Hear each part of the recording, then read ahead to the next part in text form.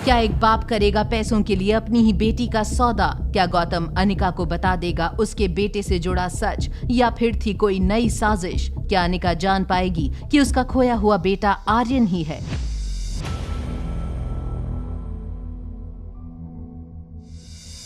अनिका ने गौतम से कहा अगर वो उसे अपने बेटे के बारे में इंफॉर्मेशन दे दे तो वो उसे 2 करोड़ रुपए उसी वक्त ट्रांसफर करने के लिए तैयार है।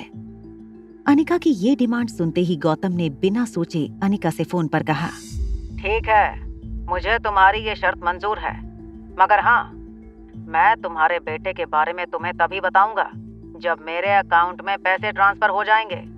ठीक है, मुझे थोड़ा वक्त दीजिए, मैं अभी फंड ट्रांसफर करवाती हूँ।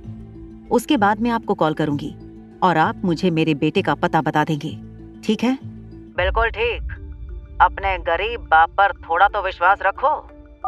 फोन काटकर अनिका ने राजलक्ष्मी को फोन लगाया। अनिका ने राजलक्ष्मी से गौतम की अकाउंट डिटेल्स शेयर की और कहा कि गौतम के अकाउंट में वो फौरन 2 करोड़ रुपए ट्रांसफर कर दे। राजलक्ष्मी को अनिका के अचानक लिए गए ऐसे फैसले पर शक हुआ।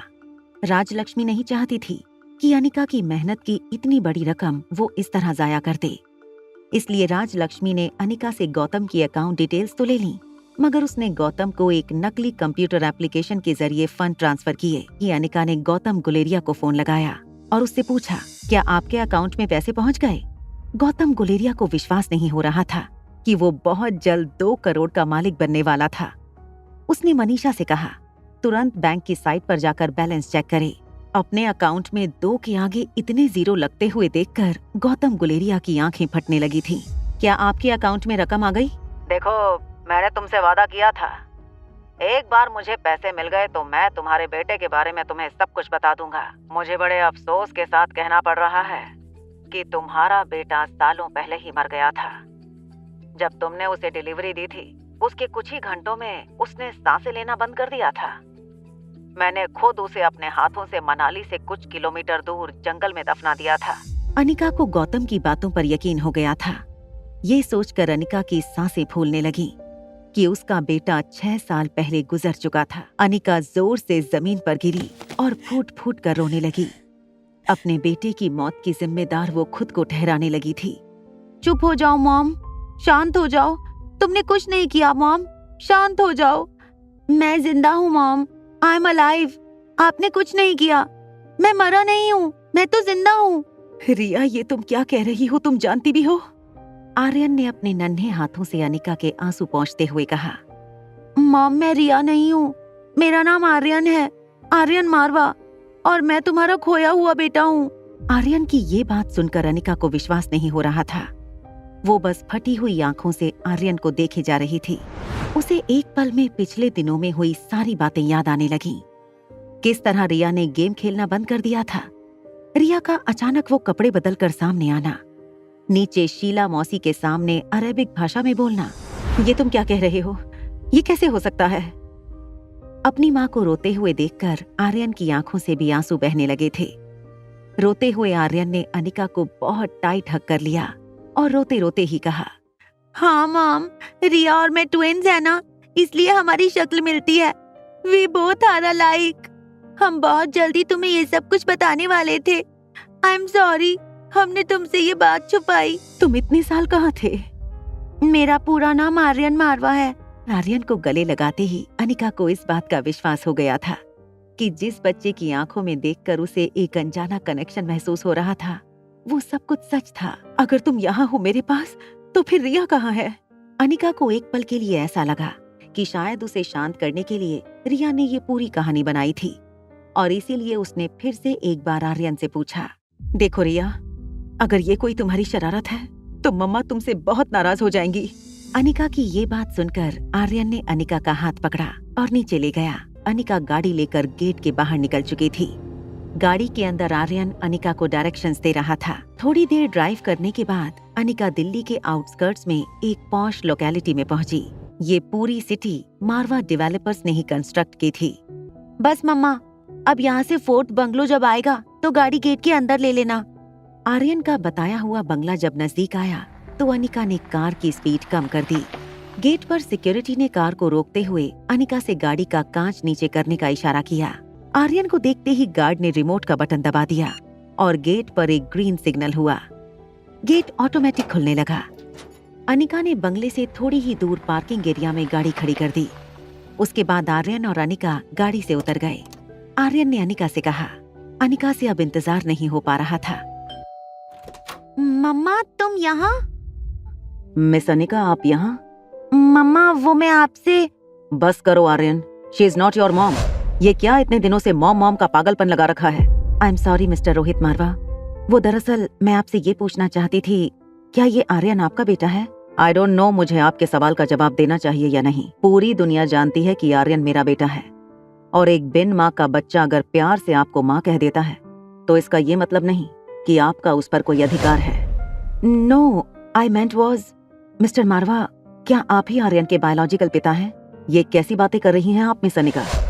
ऑफ कोर्स आर्यन मेरा बायोलॉजिकल बेटा है। मिस्टर रोहित, मुझे एक बात बताइए, क्या आप अपने बेटे की बायोलॉजिकल मदर को जानते हैं? देखिए मिस अनिका, मैं नहीं जानता कि इस सवाल का जवाब मिलने से आपकी जिंदगी में क्या फर्क पड़ जाएगा, मगर मैं आपको इतना बता दूं, आर्यन की माँ को ना मैं जानता हूँ और ना ही जानना चाहता हूँ। अगर आप उनको जानते नहीं तो उनके साथ बच्चे कैसे पैदा कर लिए? That is none of your business. I am sorry, मैं बस आपके बारे में कुछ इन्फॉर्मेशन जानना चाहती थी। कार के पीछे छुपा आर्यन आगे आकर अपनी मॉम के डिफेंस में बहुत कुछ कहना चाहता था, मगर रोहित के चेहरे पर बढ़ता गुस्सा देखकर वो शांत हो गया। आपके कहने का मतलब ये है कि आप इस वक्त यहाँ मेरे फैमिली वेकेशन हाउस पर मुझसे ये सारी बातें करने आई थी? एक्चुअली मिस्टर मारवा, मैं आपको ये बताने आई थी कि आपकी दादी जो हैं, उन्हें 1-2 दिन में होश आ जाएगा, मगर क्योंकि वो काफी दिनों से कोमा में थी, उनकी बॉडी बहुत वीक हो चुकी होगी, इसीलिए उनके खाने पीने पर खास ध्यान देना होगा। आई अप्रिशिएट कि आपने मेरी दादी माँ की सर्जरी करके उन्हें एक नया जीवन देने की कोशिश की है, मगर मैं आपको इतना जरूर बता दूं कि मेरी दादी माँ का ख्याल रखने के लिए हमारी लाइफ केयर हॉस्पिटल में देश के सबसे बेहतरीन नर्सिंग स्टाफ मौजूद हैं, इसलिए आपको इस चीज के बारे में फिक्र करने की कोई जरूरत नहीं। यस सर्टेनली मिस्टर मारवा, आप सच कह रहे हैं। मैं बेवजह ही यहाँ पर आपको परेशान करने के लिए आ गई। जाने से पहले अनिका ने दरवाजे से बाहर मुंह निकाल रही रिया को देखकर कहा, मानना पड़ेगा, बेटा खूबसूरत तो है। मिस अनिका, मैं आपसे कह दूं कि मेरा बेटा खूबसूरत नहीं बल्कि हैंडसम है। खूबसूरत आप जैसी लड़कियों को कहते हैं और हैंडसम मुझ जैसे लड़के को, जो कि मेरा बेटा है, और अब तो वो मार्शल आर्ट की ट्रेनिंग भी लेता है, इंडिया की सबसे मशहूर Brahmaputra martial art training academy से। आर्यन, याद है ना, सुबह सुबह तुम्हें ट्रेनिंग में पहुंचना है। Dad, can we skip my training session tomorrow? Riya की इस बात का जवाब न देते हुए रोहित ने सीधा उसे घर में धकेलकर दरवाजा बंद कर लिया। कार में बैठते ही अनिका ने कार की बैक सीट में छुपे हुए आर्यन को बाहर निकालकर गले से लगा लिया। अनिका ने गाड़ी रोहित के विला से बाहर निकाली और मल्होत्रा हाउस की ओर जाने लगी। तो आज क्या प्लान था तुम दोनों का?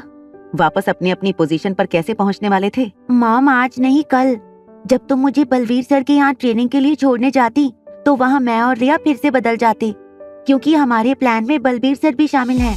तुम दोनों ने मिलकर उस जिद्दी बुड्ढे को भी अपने साथ मिला लिया। मान गई तुम दोनों को। मुझे ये नहीं समझ आ रहा कि शैतानियां करने में तुम दोनों का दिमाग आखिर किस पर गया है।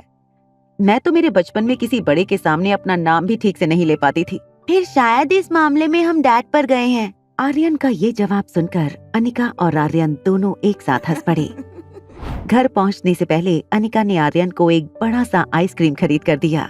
इतने सालों में दोनों ने एक दूसरे को कितना मिस किया, इसके बारे में बातें की। सुबह ठीक 7 बजे अनिका आर्यन को लेकर बलबीर सर की ट्रेनिंग एकेडमी में पहुंच गई।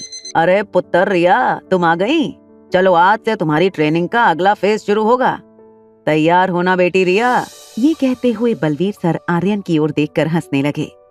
तभी अनिका ने बलवीर सर का कॉलर पकड़कर कहा, शर्म नहीं आती बच्चों के साथ मिलकर ऐसी प्लानिंग करते हुए? आज आप पकड़े गए, अभी पुलिस बुला के आपको अंदर करवाती हूँ।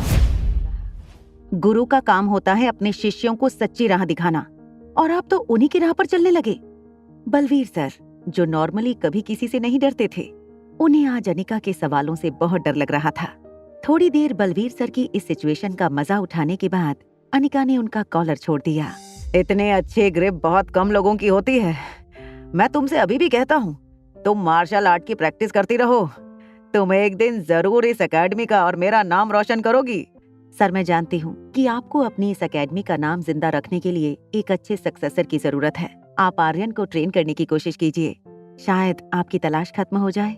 ये बात की ना तुमने, अब देखना मैं आर्यन को कैसे ट्रेन करता हूँ। अभी बलवीर सर और अनिका बातें कर रहे थे, तब रिया भी दौड़कर ऑफिस में आ गई। आर्यन और रिया को साथ खड़े देखकर अनिका की आंखें भर आईं। बलवीर सर ने पीछे से आवाज लगाते हुए अनिका से कहा, अब माँ का दिल दोनों बच्चों को देखकर भर गया हो तो क्या हम कुछ काम भी कर लें? तुम्हें तो सोने से फुर्सत मिलती है नहीं, आलसी कहीं की। बच्चों को तो कम से कम अपनी तरह मत बनाओ। ये कहकर बलवीर सर आर्यन और रिया को लेकर ट्रेनिंग सेंटर की ओर चले गए। अनिका ने रेखा मौसी को फोन लगाया। रेखा मूर्ति अनिका की वही मौसी थी जो उसे मनाली से बेंगलुरु ले गई थी। रेखा आंटी ने जैसे ही फोन उठाया, अनिका ने उन्हें मनाली में हुई सारी बातें बता दी।